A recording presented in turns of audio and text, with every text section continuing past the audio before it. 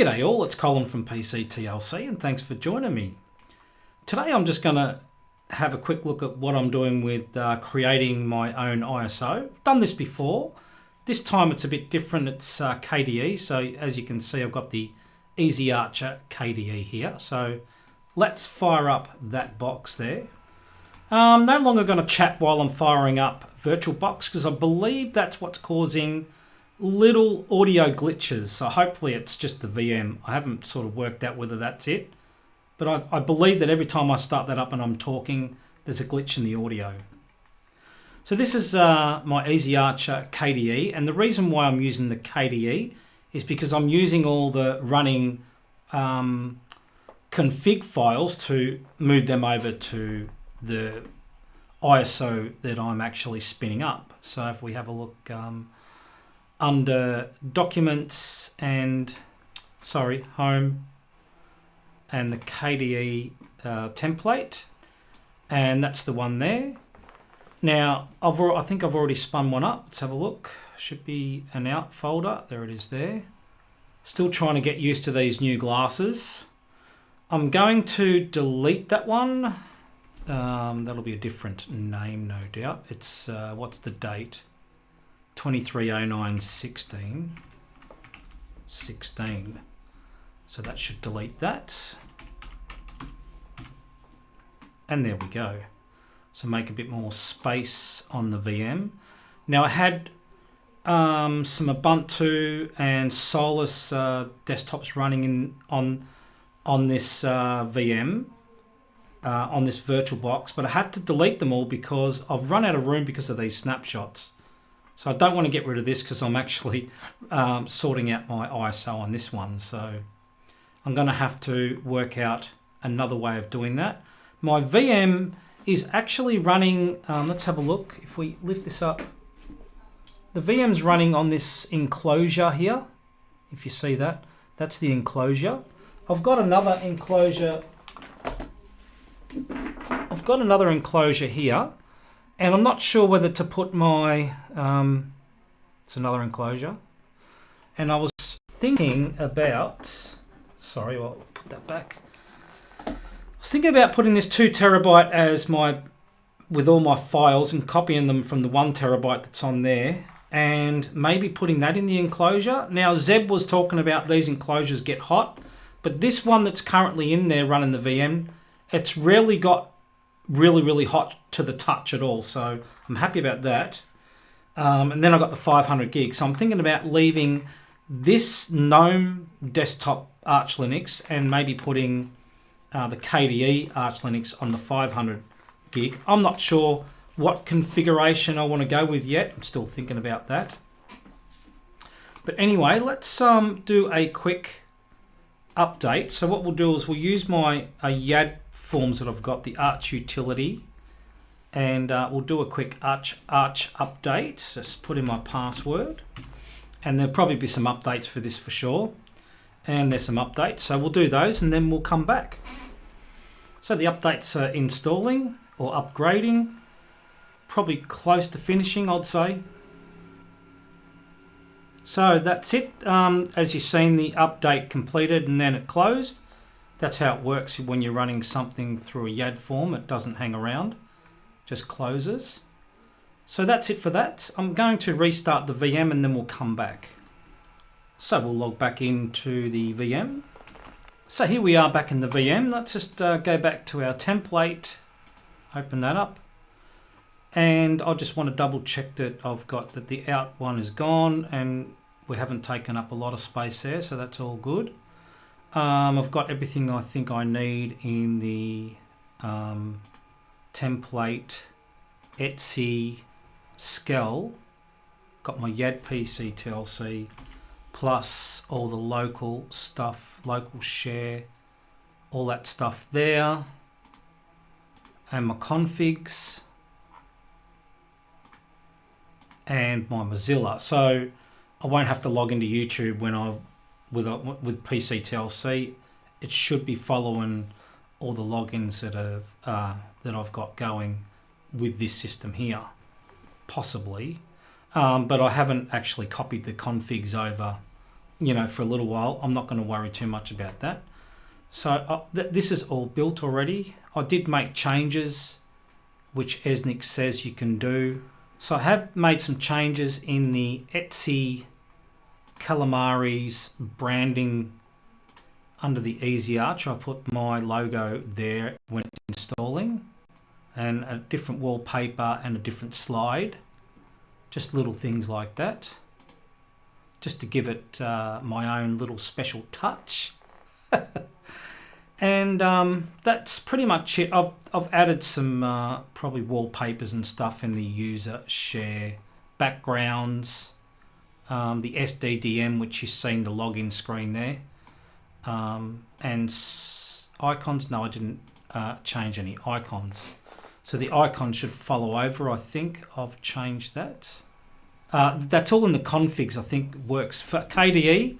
I'm trying to remember now. I did this a little while ago now, but I think KDE, the configs are under all the Etsy Skell local config here, under some of those configs and local share stuff.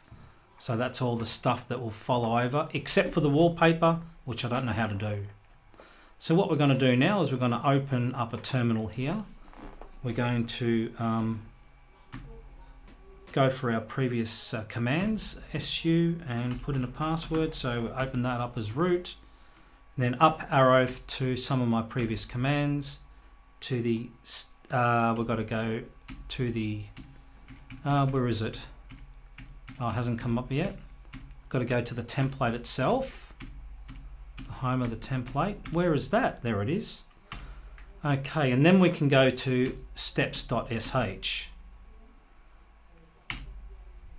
And then it will start building the ISO. So this is my latest, and I think I might remove my 1 terabyte from here and maybe run the 250 and the 500 side by side with 2 different Arch install desktops. I'm not sure what I want to do there yet, but I do know the 2 terabyte I bought to actually, and as another sort of backup for all my my data and stuff. So hopefully this works without errors, because I have been getting the same errors that eznix was getting, where you got to keep deleting the EzeeRelling and the work folder and start again. Hopefully we don't get that today. So yes, I'm building the ISO, and I'm going to attempt to probably put it in and install it on my main system. I might take out all the SSDs in there and just put the 500 gig in and start off with that. Maybe run my VMs, because I've got a lot more space, can run the VMs on that instead. That way it'll be a lot quicker instead of running them from an SSD. Although I'm not having a lot of problems with this. This is running on an SSD via USB, so it's running pretty smooth at since I've done that. So I'm pretty happy with that situation at the moment. So yes, we'll come back when that's done. Okay, so we are just about finished the ISO. So we're almost finished the ISO. It's just about complete. While that's still going, I just wanted to have a quick look at this packages here, open with Kate. I did add a couple of things myself, as you can see here. I'll just increase that, Control Plus. I did add KeyPass.exe. I do like to run that from the repos itself. YAD as well, Thunderbird as well, and Voco Screen. I was a bit surprised that I did get a couple of errors creating or building one ISO because Simple Screen Recorder is not in the Arch repos, which I was surprised. I thought it was, but it's in the AUR, so I was a bit surprised about that. So I've got Voco Screen in there, and the reason for putting Voco Screen, oh, that opened twice, and that's complete. So the reason for putting Voco Screen in there is when I actually install it to the 500 gig, I might record that and then upload that. I think I've only used Voco Screen once, so that was, I just wanted something out of the box. I didn't have to worry about installing something before I record. So let's just up arrow here and delete EzeeRelling. and also the work folder, and you'll see them disappear on this side here. That one will disappear, and that's disappeared. That takes a while, that one. It holds a lot of the working stuff for the build, and that's, I think that's it. So I think we can exit that and exit again, I think. And that's pretty much it. The ISO is built. Let's have a look at the out folder. And there's the ISO. I'm going to copy that into my shared folder. You can see that's got PC TLC there. Let's have a quick look. So that's a new one. So in my shared folder here, I'm going to delete that permanently. And then I'm going to copy that template out, copy that to shared folder, paste one file, and that's going to copy over there into my main system from the VM, and then I can write that to possibly Ventoy, and then install it on this system once I change over the SSDs. So that'll probably be my next video, is installing the KDE onto my new 500 gig SSD.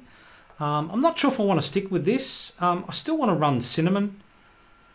I've just been using we did the Linux Saloon challenge, well, not challenge, exploration, sorry, it's not a challenge anymore. And Debian 12 Cinnamon is quite nice, and I enjoyed using that. And you never know, I might go to something more stable. I think might be a good choice as well, but I want to see how I go running KDE first. I don't know if I can bring myself to run KDE for that long. I don't know. It's never been my favorite, to be honest. But they've made a few nice little changes that sort of runs a little bit more gnomish. The workflow I'm talking about. So you can sort of create a similar workflow that you can in GNOME on KDE now. So they've got a lot of overviews and stuff, which is good. So that's copied over. And if we have a look here, if I hit my super and A, that'll show, I think I showed this in the video that I did recently. That's showing nothing. I don't know why. Oh, there we go. Super and W shows that view there. And then super and G shows the grid. So super G is grid, and super A should be all windows. There's no windows open, is there? So that's a bit silly, isn't it? Let's try that again. Let's open up a couple there. So super A, yep, shows your overview of your windows, and super W shows your workspaces and your Windows overview. So that's quite nice, and those key bindings will follow over into the new install on the live and on the install, so that's pretty handy. So those I can remember those always, regardless whether I'm running in the VM or on the actual installed one or the live system, it's the same. So that's pretty handy. So if we go to the shared folder, there's my ISO there. I'm going to copy that into a Ventoy disk and see how we go with that. Actually, I might just plug that in, and that should show up as Ventoy. There it is there. Let's open a new window and go to the shared folder and copy and paste that.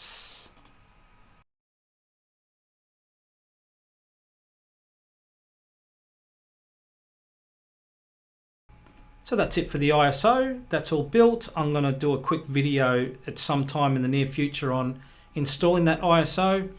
And then I'm going to get some VMs up and running, a Windows OS, some Linux VMs as well, so I can show you how the my YAD form works as well. So I'll show you how that works. And maybe make a couple of changes to the YAD forms and the bash scripts. I'm not sure yet. And then yeah, the journey to a journey to Linux. I think starting with Windows and working our way forward, trying to remember some of the things that I did many years ago, sort of, and not even remembering that this was ever going to be a thing. So it's hard to remember the processes that I went through to get to where I am today. So yeah, I think it's just a journey I think I would like to do. Yeah, so anyway, hope you enjoyed this video. Hope you found it interesting and informative, and thanks for watching.